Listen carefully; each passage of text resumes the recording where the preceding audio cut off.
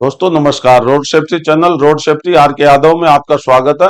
दोस्तों आज हम एक नए टॉपिक के साथ आए हैं, सेक्शन 19 और section 20 of motor vehicle act 1988।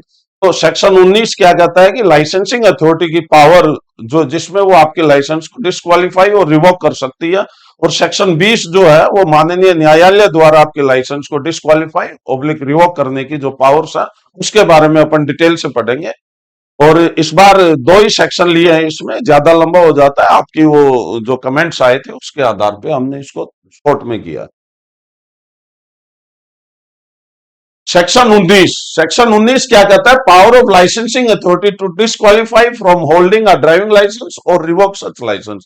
यानी कि लाइसेंसिंग अथॉरिटी की जो पावर है, आपके लाइसेंस को डिस्क्वालीफाई भी कर सकती है, और डिस्क्वालीफाई इन द सेंस की कुछ टाइम बिंग के लिए सस्पेंड कर सकती है, और परमानेंट उसको रद्द भी कर सकती है, रिवोक भी कर सकती है। क्या है?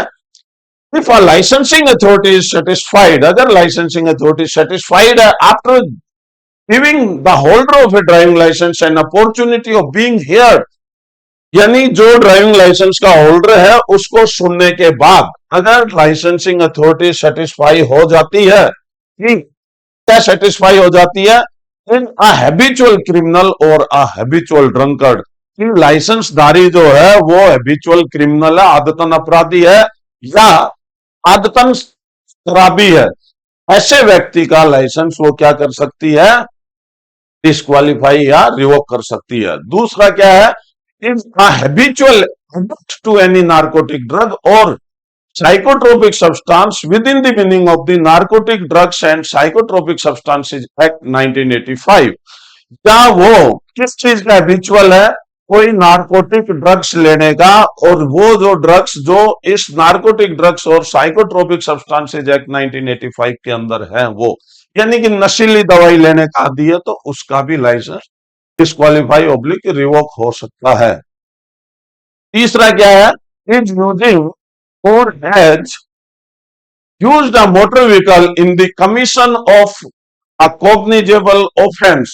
cognizable यानी कि किसी संज्ञेय अपराध के अंदर अगर उस वाहन को यूज किया है, उस लाइसेंसधारी ने किसी भी वाहन को अगर यूज किया है किसी संज्ञेय अपराध में, संज्ञेय अपराध में कौन कौन से हैं? जैसे मर्डर है, रेप है, रॉबरी है, डकैती है, थेफ्ट है, तो ये सब जो है कॉग्निजेबल ऑफेंस है। और इन कॉग्निजेबल ऑफेंस के अंदर पुलिस के ऑफिसर को अरेस्ट विदाउट वारंट की पावर दी हुई होती है, यानी माननीय न्यायालय की परमिशन के बिना ही वो ऐसे केसेस में अपराधी को अरेस्ट कर सकता है। ऐसे केसेस के अंदर आपका लाइसेंस जो है डिस्क्वालीफाई भी हो सकता है और रिवोक भी हो सकता है। डी क्या है? सबसेक्शन 1 का डी क्या कहता है? As by his previous conduct as a driver of a motor vehicle shown that his driving is likely to be attended with danger to the public, या उसके पहले के ड्राइविंग एक्सपीरियंस से इस तरह की कोई स्टडी बनती है कि ये जो है पब्लिक को डेंजर पहुंचाती है, ऐसे केस में भी उसके लाइसेंस को डिस्क्वालीफाई ऑब्लिक रिवोक किया जा सकता है, तो पब्लिक के लिए खतरा बने। Has obtained any driving license or a license to drive a particular class or description of motor vehicle by fraud or mispresentation, यानी कि गलत 420 से कोई लाइसेंस आपने बनवा लिया गलत डॉक्यूमेंट पेश करके या मिस रिप्रेजेंटेशन करके, तो आपने गलत विवरण देके कोई लाइसेंस अगर बनवा लिया तो उसको तो निरस्त ही करना पड़ेगा, यानी परमानेंट रिवोक ही करेगी authority. Has committed any such act, कोई इस तरह का एक्ट कमिट करे which is likely to cause nuisance or danger to the public, यानी कि जो न्यूसेंस क्रिएट करे, पब्लिक के लिए डेंजर प्रोड्यूस करे, as may be prescribed by the central government having regard to the objects of this act. तो भी central government जो प्रिस्क्राइब करे उसके अकॉर्डिंग जनरली प्रिस्क्राइब करना, यानी कि रोड के ऊपर रेकलेस ड्राइविंग करना, ओवर स्पीड में जू जू या इधर उधर ऐसे ऐसे जिग जैग में, और आप दूसरे को खतरा पहुंचाओ, खुद को तो खतरा है ही है, से किसी कमेंट अगर कोई ड्राइविंग करता हुआ पाया जाता है या स्टंट करता है रोड के ऊपर पब्लिक प्लेस के ऊपर, तो ऐसे केसेस जिसमें इन्वॉल्व है, ऐसे में भी लाइसेंसिंग अथॉरिटी आपके लाइसेंस को डिस्क्वालीफाई या रिवोक कर सकती है। Has failed to submit to or has not passed the test referred to in the provision to subsection 3 of section 22।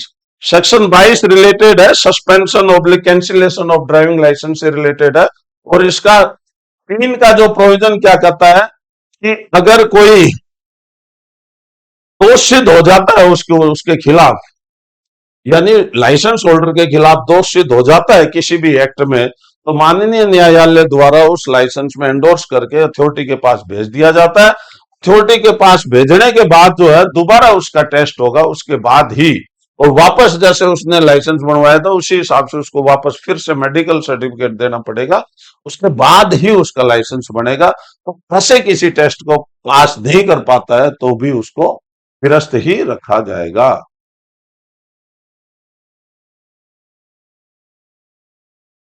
Being a person under the age of 18 years who has been granted a learner's license or a driving license with the consent in writing of the person having the care of the holder of the license and has ceased to be in such care, it may for reasons to be recorded in writing make an order। यानी कि 18 साल से कम के बच्चे का जो driving licence जारी किया था उसके पेरेंट्स की कंसेंट से या उसके किसी भी जो उसका केयर करने वाला जो लाइसेंस का है उसके कंसेंट से, अगर उसकी देखभाल करने वाले की कंसेंट से उसका लाइसेंस जारी किया गया था और वो देखभाल करने वाला व्यक्ति या मना कर देता है या फिर मान लो किसी की डेथ हो गई, तो ऐसे किसी केस में भी उसके लाइसेंस को रिवोक या कैंसिल किया जा सकता है। 18 वर्ष से कम आयु का कोई व्यक्ति हो जिसे लाइसेंस धारक की देखभाल करने वाले व्यक्ति की लिखित सहमति से शिक्षार्थी लाइसेंस या ड्राइविंग लाइसेंस प्रदान किया गया हो और वह ऐसी देखभाल में नहीं रह गया हो, वह लिखित रूप में दर्ज किए जाने वाले कारणों से आदेश दे सकता है।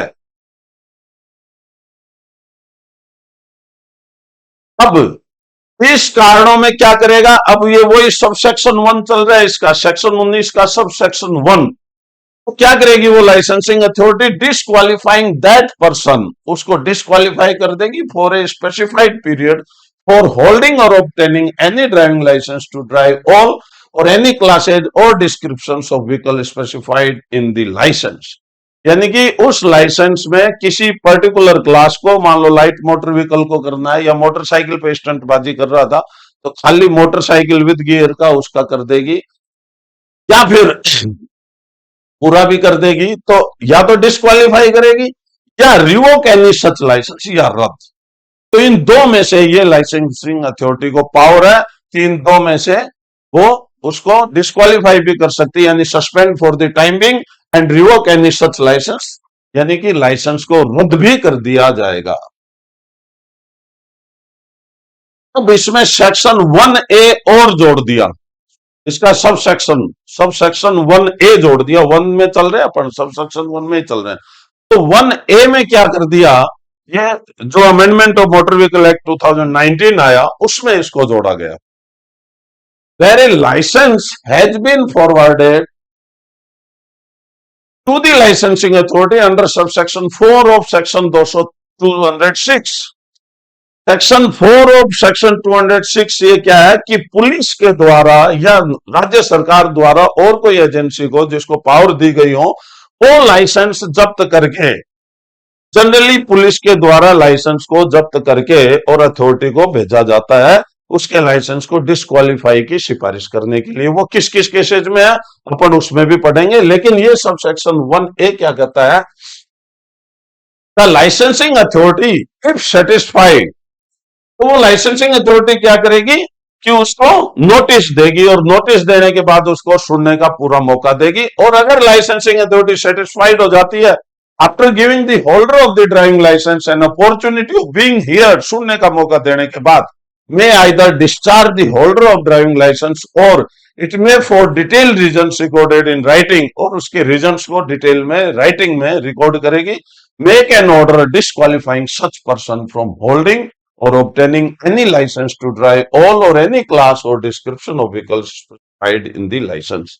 यानी कि वो लाइसेंसिंग अथॉरिटी क्या करेगी, लाइसेंस धारक को सुनने का पूरा मौका दिया और फिर रिकॉर्ड में लेगी। रिकॉर्ड में लेने के बाद वो उसके लाइसेंस को डिस्क्वालीफाई करने का आदेश निकालेगी। और ये डिस्क्वालीफाई किस आधार पे हुआ, ये उसके अंदर आया है ऑलरेडी। जैसे किसी ने चालान बना दिया, ओवर स्पीडिंग में था या डेंजरस ड्राइविंग में था, सेक्शन 184 का किसी ने ऑफेंस किया, ऐसे केसेस के अंदर वो उसको डिस्क्वालीफाई कर देगी।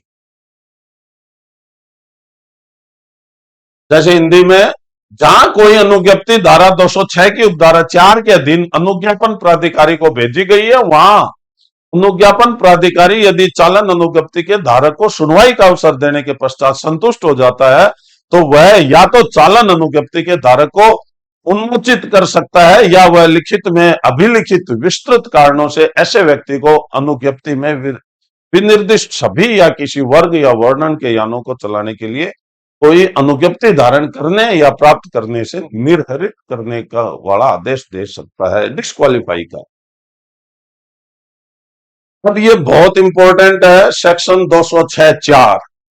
सेक्शन 206(4) क्या कहता है, अब पुलिस ऑफिसर, यानी सेक्शन 206 का सबसेक्शन 4 क्या कहता है, पुलिस ऑफिसर और other person authorised in this behalf by the state government, या तो पुलिस वाला या स्टेट गवर्नमेंट के द्वारा कोई दूसरा पर्सन जिसको ऑथराइज कर रखा है, if he has reason to believe that the driver of motor vehicle has committed an offence under any of this section, इन धाराओं के अधीन अगर कोई ऑफेंस करता है ड्राइवर, तो क्या होगा, seize the driving licence held by such driver and forward it to the licensing authority for disqualification और revocation proceedings under section 19। Section 19 के अधीन इसको क्या करेगा, डिस्क्वालीफाई या रिवोकेशन के लिए, रद्द करने के लिए उस लाइसेंसिंग अथॉरिटी को पूरी सिफारिश कर देगा।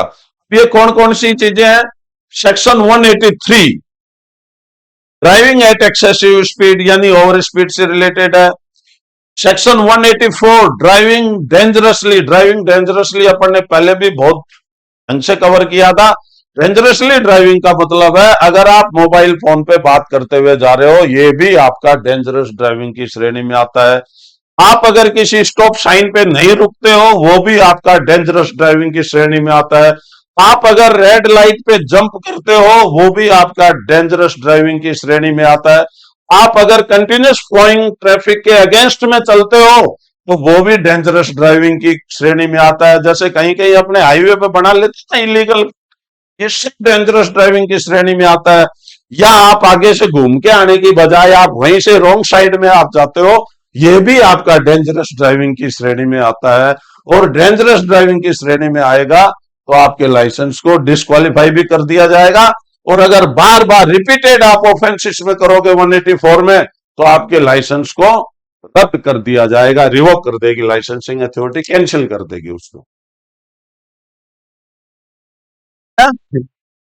185 भी बहुत इंपॉर्टेंट सेक्शन है। ये ड्रंकन ड्राइविंग है और अंडर इन्फ्लुएंस ऑफ ड्रग्स, या तो ड्रंकन ड्राइविंग या ड्रग्स के इन्फ्लुएंस में, जो अभी अपन ने स्टार्टिंग में पढ़ा था। ऐसे केसेज में भी पुलिस वाला जो है या कोई भी पुलिस ऑफिसर वो लाइसेंसिंग अथॉरिटी को उस लाइसेंस को भेज सकती है। और इस केस के अंदर आगे अपन पढ़ेंगे कि 6 महीने से कम के लिए सस्पेंड नहीं होगा 185 ड्रंकन ड्राइविंग में। तो 6 महीने के लिए अगर आपको डिस्क्वालीफाई कर दे तो 6 महीने तक तो धंधा गया। इससे बढ़िया आप सभी से एक ही विनती है कि आप ये जो अपराध है ये न करें, ड्रंकन ड्राइविंग का न करें।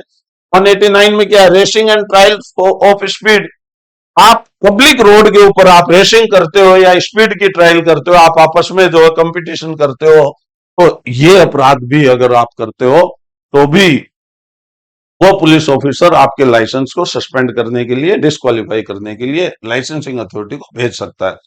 190 using vehicle in unsafe conditions, यानी कि आपको पता है कि आपकी गाड़ी जो है अनसेफ,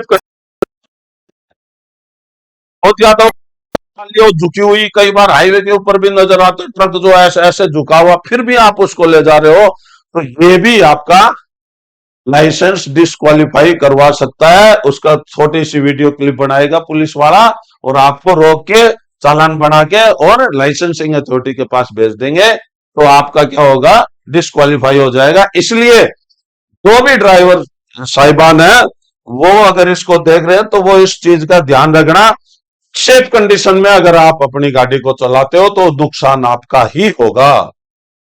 इसलिए ऐसी कोई कंडीशन है तो उसमें आप चलाने से मना कर देवे। 194C क्या कहता है, सेफ्टी फॉर टू व्हीलर्स से रिलेटेड है। यानी कि अगर आप टू व्हीलर के ऊपर दो सवारी है, एक तो राइडर और पिलियन, तो तीसरी सवारी बैठाते हो तो भी वो इसके अंदर आएगी। आप उसके ऊपर स्टंट करते जाते हो या डांस करता जाता है पीछे वाला, या हेलमेट नहीं लगाता है, तो वो भी इसमें अनसेफ ड्राइविंग में आएगी टू व्हीलर्स के लिए, और वो सेक्शन 194C के तहत अपराध होगा। 194D जो है वो आपका पर्टिकुलर हेलमेट से रिलेटेड है। अगर आप हेलमेट नहीं लगाते हो तो भी आपके लाइसेंस को डिस्क्वालीफाई या सस्पेंड किया जा सकता है। 194E क्या है, give way to emergency vehicles. अगर आप किसी हायर टेंडर की कोई गाड़ी आ रही है, एम्बुलेंस आ रही है, या और कोई पैरामिलिट्री की फोर्सेज, मिलिट्री की और जो आर्म फोर्सेज है उनकी कोई भी अगर आपको गाड़ी मिलती है या पुलिस की, और आप अगर उसको रास्ता नहीं देते हो तो भी आपका लाइसेंस निलंबित किया जा सकता है। 194E क्या है, give way to emergency vehicle, यानी emergency vehicle specially fire fighting vehicle, और दूसरे क्या है, एम्बुलेंसेज। इनको अगर आप रास्ता नहीं देते हो फिर उसके बाद में आपकी जो है आर्म फोर्सेज है, पुलिस है, इनको आपको रास्ता देना चाहिए, क्योंकि ये क्या है, आपको कंट्रोल करती है, आपके लॉ एंड ऑर्डर को कंट्रोल करने वाली जो एजेंसीज है ये भी आपकी इमरजेंसी व्हीकल्स के अंदर आती है, इसलिए आपको इनको रास्ता देना चाहिए। अब क्या करेगा वो पुलिस ऑफिसर, क्या करेगा, 206(4) क्या कहता है, seize the driving licence held by such driver and forward to the licensing authority for disqualification और revocation proceedings under section 19, section 19 के अधीन। प्रोवाइडेड दैट, इसमें क्या कर दिया, provided that the person seizing the licence shall give to the person surrendering the licence a temporary acknowledgement therefor, but such acknowledgement shall not authorize the holder to drive until license has been returned to him। तो उसने licence को seize कर लिया, अपने custody में ले लिया, तो अगले को कुछ तो देगा, तो एक एक्नॉलेजमेंट की पर्ची उसको पुलिस वाले ऑफिसर उनको देंगे, तो वो देने के बाद जो है वो पर्ची लेके आ जाएंगे। और अभी जो इसका as per motor vehicle act तो क्या है कि मूल लाइसेंस जो है वो लाइसेंसिंग अथॉरिटी के पास आएगा, जिस अथॉरिटी ने जारी किया था उसके पास। लेकिन आजकल क्या कर दिया, जैसे जयपुर में क्या कर दिया कि लाइसेंस वो अपने पास ही रख लेते हैं, क्योंकि अब क्या क्यूआर कोड वाले लाइसेंस आने लग गए, तो ऑनलाइन सारी प्रक्रिया है इस वजह से, और वो उसको ये एक्नॉलेजमेंट स्लिप दे देते हैं। एक्नॉलेजमेंट स्लिप देने के बाद वो उससे व्हीकल का पर्टिकुलर मांगते हैं, तो इसका लाइसेंस का आपका पर्टिकुलर मांगेंगे, डीएल एक्सट्रैक्ट जिसको बोला जाता है।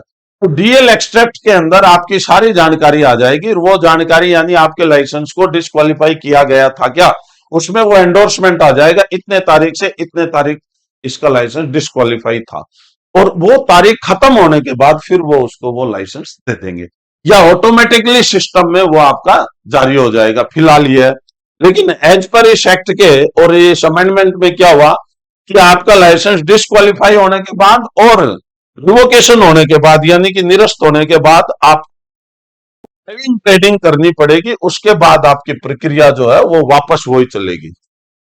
अभी आगे अपन पढ़ेंगे इसमें। और फर्स्ट ऑफेंस,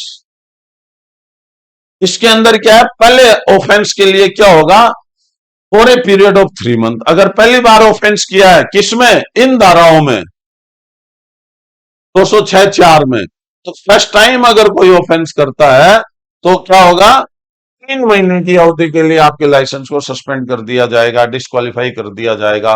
और सेकंड और सब्सिक्वेंट ऑफेंस, दूसरा कोई अपराध करता है या उसके बाद और अपराध करता है with revocation of the driving licence of such person, provided that where a driving license is revoked under this section, the name of the holder of such driving license may be placed in the public domain in such a manner as may be prescribed by the central government.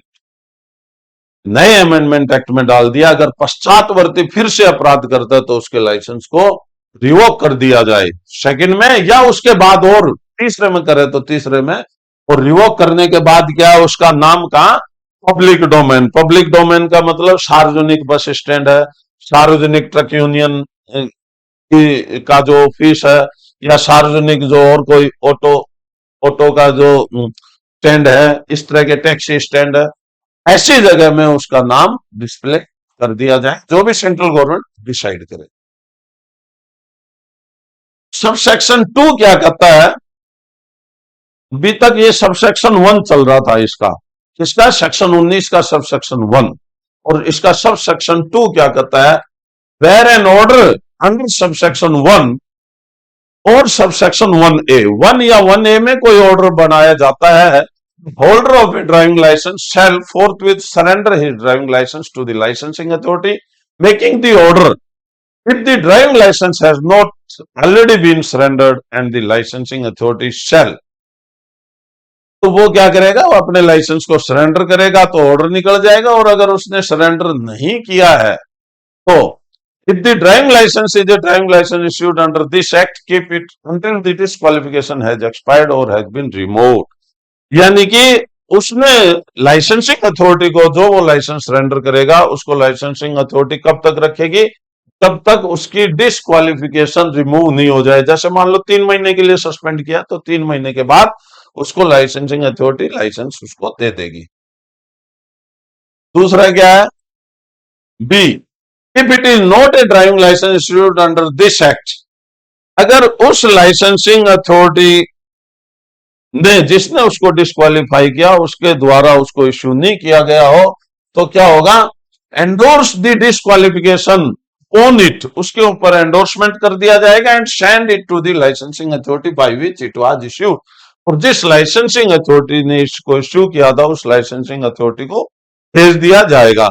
लेकिन अब इसकी भी आवश्यकता नहीं पड़ती है, क्योंकि इस पूरा सिस्टम ऑनलाइन है, और ऑनलाइन के ऊपर आपका लाइसेंस डिस्क्वालीफाई हो जाता है, और QR कोड वाले ड्राइविंग लाइसेंस है, कोई चिप वाला वो है नहीं, या आपके जो मैनुअली वाले जो पहले जो मिलते थे कार्ड, स्मार्ट कार्ड जो मिलते थे वो अब नहीं मिलते, तो यहाँ स्पेशली राजस्थान में और किसी स्टेट में मिलते होंगे।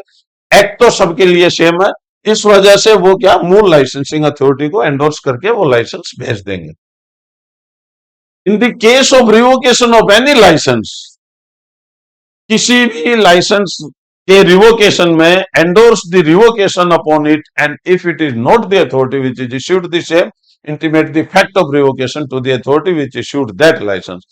तो जिस अथॉरिटी ने इश्यू किया है उसको उसके फैक्ट के बारे में बताएगी, रद्द अगर उसको करना है तो उसमें, यानी उसको कैंसिल अगर आप करते हो उस केस में। इसमें भी provided that the driving licence shall be return to the holder at the end of the period of disqualification only if he successfully completes the driver refresher training course।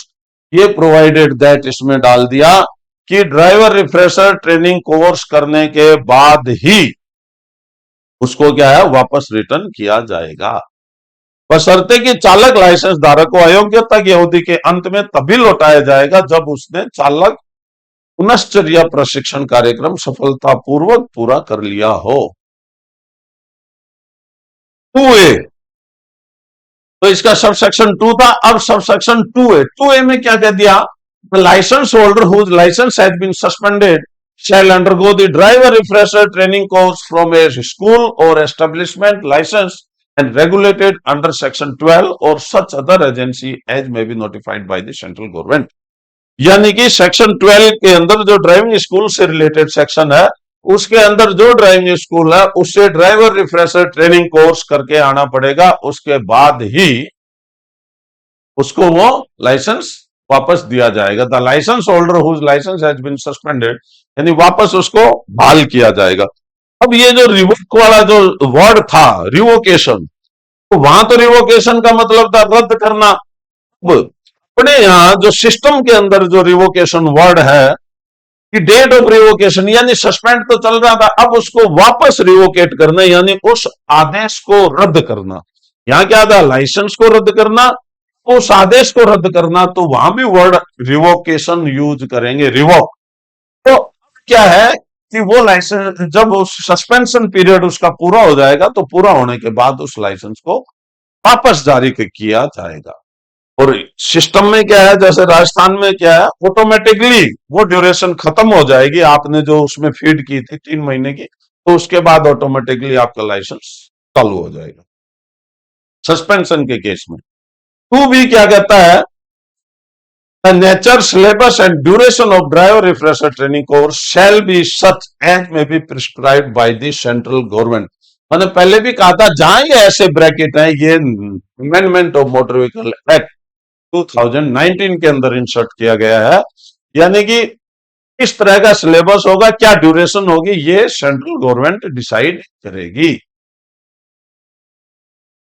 तीसरा क्या है, इसका सबसेक्शन 3 क्या कहता है, any person agreed by an officer made a licensing authority under subsection 1 और subsection 1A may with in 30 days of the receipt of the order appeal to the prescribed authority, and such appellate authority shall give licensing authority, and here either party if so required by that party, and may pass such order as it thinks fit, and an order passed by such appellate authority shall be final।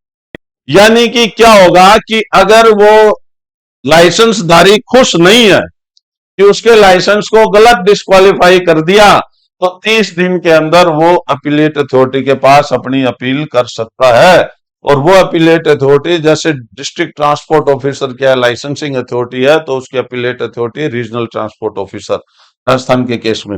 और जगह हो सकता कोई नाम हो, वजह से अपन नहीं करेंगे, तो यहाँ अपीलेट अथॉरिटी क्या है, आपकी regional transport officer is the appellate authority, उसके पास आप अपील में जा सकते हो।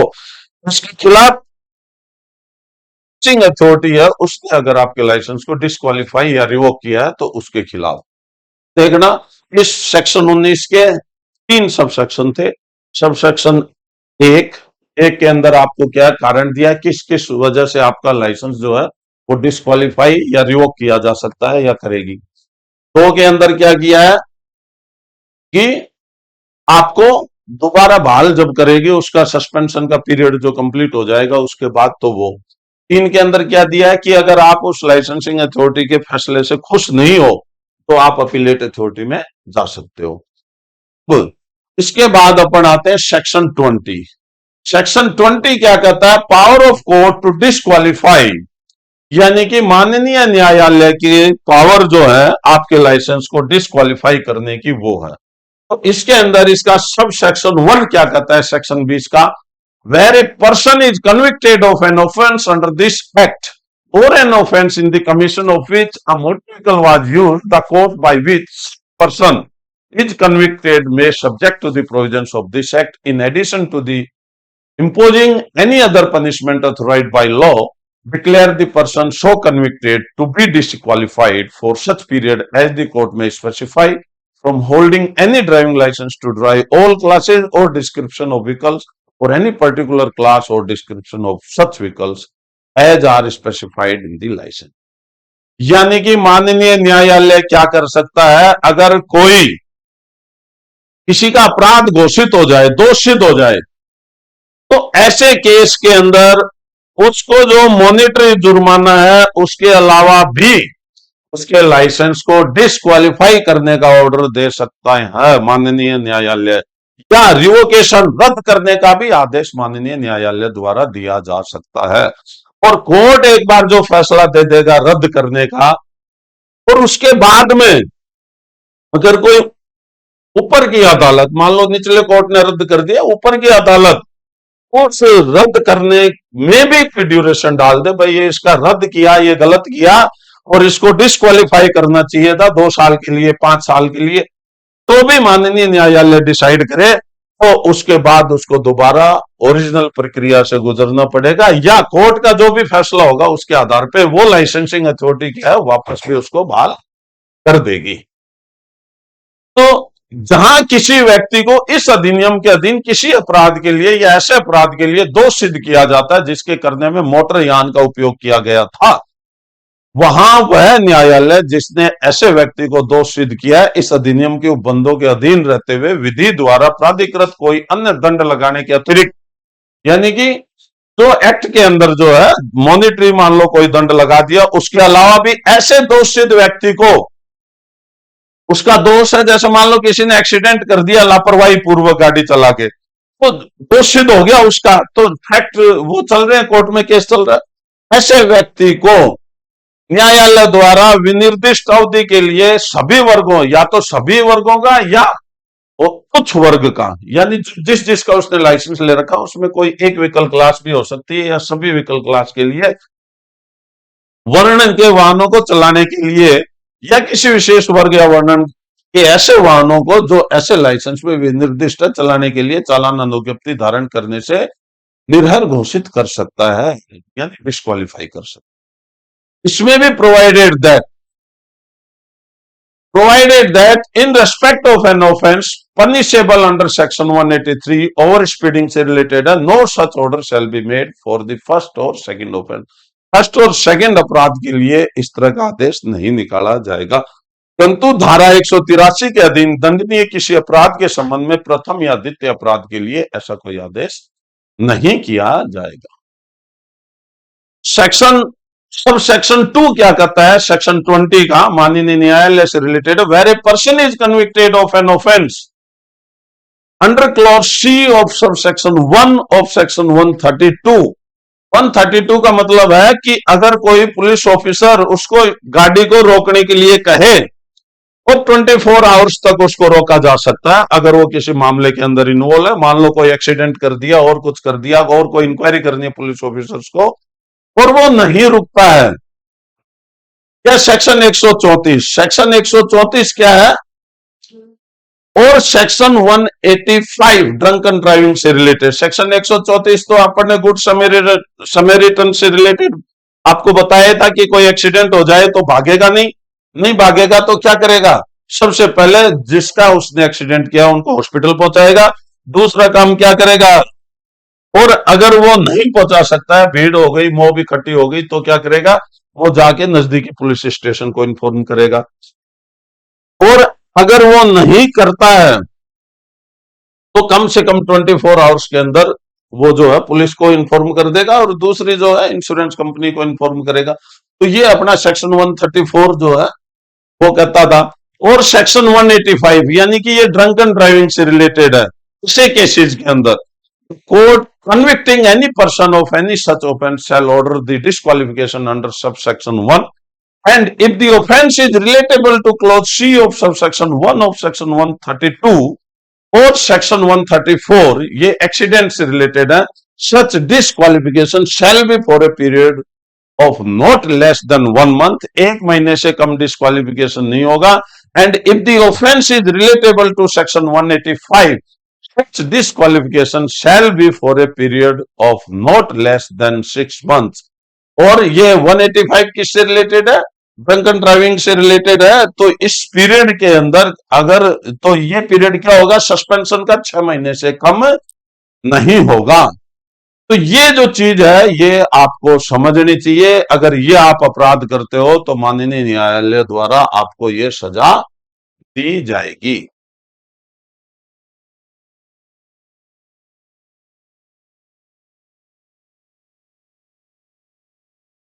जहां किसी व्यक्ति को धारा 132 की उपधारा 1 के खंड गए धारा 134 185 के अधीन किसी अपराध के लिए दोष सिद्ध किया जाता है यानी कन्विक्ट हो जाता है, वहां किसी व्यक्ति को ऐसे किसी अपराध के लिए दोष सिद्ध करने वाला न्यायालय उपधारा 1 के अधीन निर्भरता का आदेश देगा, डिस्क्वालीफाई का आदेश देगा।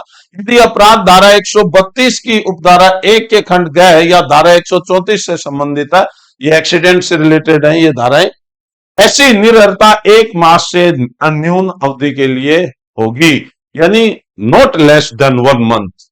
और यदि अपराध धारा 185 से संबंधित है, ड्रंकन ड्राइविंग से संबंधित है, या कोई ड्रग्स लेके ड्राइविंग करता हुआ पाया गया, एडिक्शन से संबंधित है, ऐसे निर्भरता 6 मास से न्यून अवधि के लिए होगी, यानी not less than 6 month.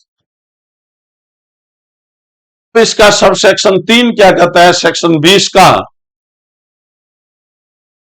Court shall unless for special reasons to be recorded in writing it thinks fit to order otherwise order the disqualification of a person. न्यायालय जब तक कि लिखित रूप में दर्ज किए जाने वाले किसी विशेष कारणों से वह अन्यथा कोई एक्सेप्शनल केस को छोड़ के आदेश देना उचित न समझे किसी व्यक्ति को अयोग्य घोषित करने का आदेश दे सकता है।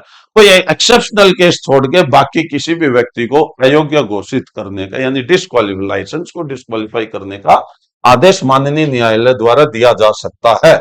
किस केसेज में दिया जा सकता है? ए, who having been convicted of an offense punishable under section 194 is again convicted of an offense punishable under that section।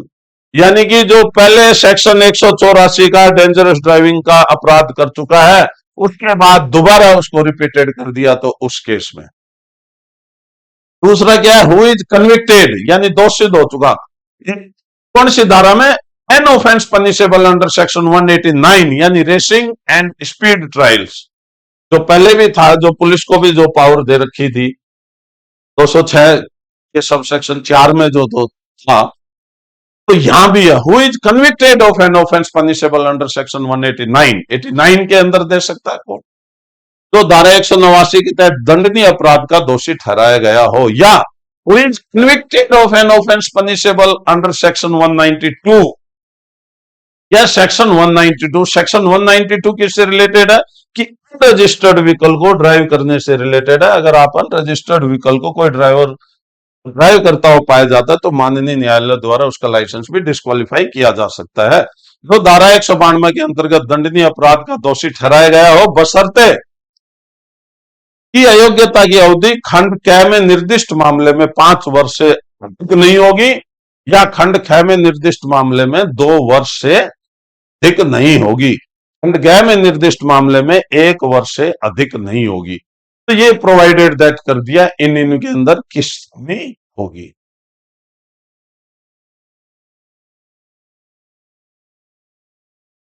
यानी कि इसमें फर्स्ट वाले में 184 में ये कितने से ज्यादा नहीं होगी, बस शर्त है कि अयोग्यता की अवधि खंड क में निर्दिष्ट मामले में 5 वर्ष से अधिक नहीं होगी। बी के अंदर क्या है? क में निर्दिष्ट मामले में 2 वर्ष से अधिक नहीं होगी। कौन सी में? 189 में। और सी में क्या है? ड्राइव अनरजिस्टर्ड व्हीकल, सी में 1 वर्ष से अधिक नहीं होगी। इससे ज्यादा सस्पेंशन इसमें नहीं होगा। फोर्थ क्या है? A court ordering the disqualification of a person convicted of an offense punishable under section 184 driving dangerously से related है, may direct that such person shall, whether he has previously passed the test of competence to drive as referred to in subsection 3 of section 9 or not, remain disqualified until he has subsequent to the making of the order of disqualification passed that test to the satisfaction of the licensing authority। यानी कि dangerously driving में court ने disqualification का order जो किया है dangerously driving के अंदर, उस पर्सन को फिर क्या करेगा? Direct that such person whether he has previously pass, भले ही उसने पहले से टेस्ट पास कर लिया हो, उसको दोबारा सेक्शन 9 के सब सेक्शन 3 के तहत जो ड्राइविंग लाइसेंस बनाने की प्रक्रिया है उससे उसको गुजरना पड़ेगा और वापस उसी के हिसाब से लाइसेंसिंग अथॉरिटी को सेटिस्फाई करना पड़ेगा। धारा 184 के अधीन दंडनीय अपराध के लिए दोषित किसी व्यक्ति को निरर्हता देने का आदेश देने वाला न्यायालय यह निर्देश दे सकता है कि ऐसा व्यक्ति, चाहे उसने धारा 9 की उपधारा 3 में निर्दिष्ट वाहन चलाने की सक्षमता की परीक्षा पहले ही उत्तीर्ण कर ली हो या नहीं, अब तक निरर्ह यानी कि उसको वापस नहीं जारी किया जाएगा, बना रहेगा, जब तक डिस्क्वालीफाई बना रहेगा, जब तक कि वह निरर्हता का आदेश दिए जाने के पश्चात अनुज्ञापन प्राधिकारी के समाधान प्रद रूप में उस परीक्षा में उत्तीर्ण नहीं हो जाता। यानी उसको दोबारा से सेम वही नई प्रक्रिया से गुजरना पड़ेगा जो उसने पहले लाइसेंस बनवाने में अपनाई थी, भले उसके पास पहले से वो पास कर चुका हो टेस्ट, लेकिन उसको दोबारा उसमें जाना पड़ेगा। इसके साथ जो है सेक्शन 19 और जो 20 है, जो लाइसेंसिंग अथॉरिटी के डिस्क्वालीफाई करने से रिलेटेड था, लाइसेंस को या परमानेंट रिवोक करने से संबंधित था, और power of court to disqualify और कोर्ट की पावर थी, ये अपना समाप्त होता है। इसके बाद में आप देखना, माननीय सुप्रीम कोर्ट ने, सर्वोच्च न्यायालय ने एक कमेटी बनाई हुई थी रोड सेफ्टी से रिलेटेड। तो सर्वोच्च न्यायालय द्वारा गठित कमेटी के आधार पे ट्रांसपोर्ट डिपार्टमेंट, राजस्थान सरकार का आदेश निकाला हुआ, सभी स्टेट्स ने ये आदेश निकाल रखे हैं। और इस कमेटी ने क्या डिसाइड किया था, निम्न प्रावधानों के उल्लंघन पर, यह अपन इतना ही देखेंगे, बाकी आदेश तो काफी लंबा चौड़ा है। निम्न प्रावधानों के उल्लंघन पर वाहन चालक का ड्राइविंग लाइसेंस केंद्रीय मोटर वाहन अधिनियम 1988 की धारा 19, पठित केंद्रीय मोटरयान नियम 1989 के नियम 21 के अंतर्गत कम से कम 3 माह के लिए अनिवार्य रूप से निलंबित किया जावे। यानी कि ये सुप्रीम कोर्ट की जो एक कमेटी है जो रोड सेफ्टी से रिलेटेड है, इस कमेटी ने ये सिफारिश की थी और ये सभी स्टेट्स ने आदेश निकाल दिए। पहला क्या है, निर्धारित गति सीमा से तेज गति में वाहन चलाने पर ओवर स्पीडिंग यानी कम से कम 3 महीने के लिए निलंबित हो। दूसरा, ट्रैफिक सिग्नल की लाल बत्ती का उल्लंघन करने पर भी 3 मंथ के लिए कम से कम। भार वाहनों में क्षमता से अधिक माल परिवहन ओवरलोडिंग के केस में 3 महीने के लिए लाइसेंस निलंबित। भार वाहनों में यात्रियों का परिवहन करने पर, यानी कि गुड्स व्हीकल है और आप उसमें पैसेंजर को कन्वे करते हो तो भी 3 महीने के लिए। नशे में वाहन चलाने पर, यानी कि आप किसी भी नशे में, शराब पी के वाहन चलाते हो या कोई ड्रग्स लेके आप वाहन चलाते हो तो भी 3 महीने तक निलंबित किया जाएगा। वाहन चलाते समय मोबाइल फोन का उपयोग करने पर, मोबाइल फोन पे अगर आप बात करते हो तो भी आपका लाइसेंस 3 महीने के लिए निलंबित कर दिया जाएगा। अब आप सबसे एक ही रिक्वेस्ट है, आप हेलमेट लगा के चले। हेलमेट का भी केस था पहले, आपने पढ़ा होगा सेक्शन 19 में। आप सीट बेल्ट लगा के चलें, आप ओवर स्पीडिंग नहीं चलें, आप डेंजरसली ड्राइविंग नहीं करें, और आप इन चीजों की सावधानी रखेंगे तो ये आपके जीवन को बचाएंगे और साथ में आपके रिवोकेशन के खतरे को भी खत्म कर देंगे। नहीं तो जिसका एक बार लाइसेंस वो सस्पेंड हो गया या डिस्क्वालीफाई हो गया 3 महीने के लिए, अगली बार उसके खतरे की घंटी क्या बनी रहेगी कि अगर अगली बार ये अपराध करेगा तो उसका लाइसेंस परमानेंट रिवोक हो जाएगा, लाइसेंसिंग अथॉरिटी उसको रद्द कर देगी या माननीय न्यायालय उसको रद्द कर देंगे। तो आप इस चीज का ध्यान रखना, किसी भी केस में अगर आपका चला जाएगा। ये बहुत इंपॉर्टेंट डॉक्यूमेंट है ड्राइविंग लाइसेंस, इतना आसान डॉक्यूमेंट नहीं है जिसको आप समझते हो। जवान जो बच्चे हैं वो इसको आसानी में ले लेते हैं, तो दोष दोष में पहले मिस्टेक तो कर देते हैं और दूसरी भी हो जाती है अज्ञानता में। तो इसी से सबक ले लेना कि दोबारा नहीं करना। इतिहास के पन्नों से सबक नहीं लेने से ही इतिहास की पुनरावृत्ति होती है। आप एक चीज का ध्यान रखना, अगर आपके आसपास किसी का लाइसेंस डिस्क्वालीफाई या सस्पेंड हो चुका है 1 महीने के लिए, 3 महीने के लिए, 6 महीने के लिए, तो आप उसी से सबक ले लेना, बजाय कि आपके साथ वो घटना घटित हो। और सबक लेने का मतलब आप सेफ्टी नॉर्म्स को मान के वाहन को संचालित करें। इसके बाद में हमने एक ये सिस्टम के अंदर जो क्या प्रोविजन है, वो जो रिवोकेशन का मतलब, जो दोहरा मतलब है, अब उसको समझना। जैसे मान लो कोई केस है, किसी का ड्राइविंग लाइसेंस आया, कहीं मान लो तेलंगाना पुलिस से आया, किसी का ड्राइविंग लाइसेंस आ गया, अथॉरिटी के पास आएगा। वो अथॉरिटी क्या करेगी, उसके लाइसेंस की एंट्री करेगी, गेट डिटेल्स, उसकी डिटेल आ जाएंगी। तो हम यहाँ डिटेल सार्वजनिक रूप से शो नहीं कर सकते क्योंकि उसमें उसका एड्रेस, उसके मोबाइल नंबर, सभी चीज रहती है।